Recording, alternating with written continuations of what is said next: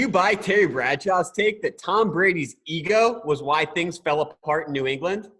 I would not blame Katie if she filed a restraining order against the producers of Highly Quarantined for the way that they are cruelly badgering her, reminding her of this Tom Brady story. And I don't mean to disparage Terry Bradshaw when I say the author of 212 touchdowns versus 210 interceptions, who benefited from a pre-free agency age where all of his players could be kept, unlike Tom Brady's, does not have the qualifications as a quarterback. He does as a champion, but not as a quarterback, to be hammering Tom Brady in old age the way that he is. I'm speaking about Terry Bradshaw's old age, not Tom Brady's old age. But of course, Tom Brady was hurt. It's not about ego. This isn't to disparage Tom Brady. He gave discount after discount to that team, and I understand why he would feel underappreciated. I don't think it's ego as much as the dude was just hurt at the end, that the people that he should have had the most value for, he didn't have the kind of value that he had in some place like Tampa.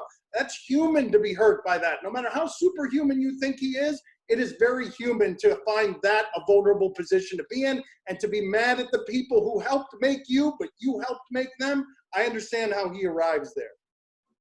So Bradshaw's argument, as I understood it, was that for Tom Brady to leave the comfort and the dignity of New England and go to Tampa Bay, of all places, can only be explained by ego. And Dan, I think there is some veracity to that, right? Like watching Brady in Tampa Bay, it's going to feel weird.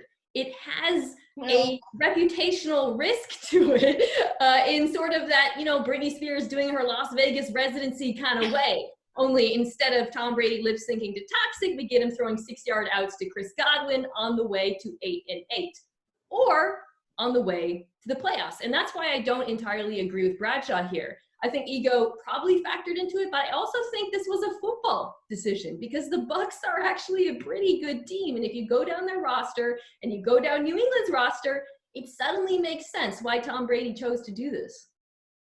I understand that we're all quarantined and we're bored. I am in my bedroom today. I threw my back out. Things are bad. Tom Brady is a Buccaneer. I understand we need to have things to talk about.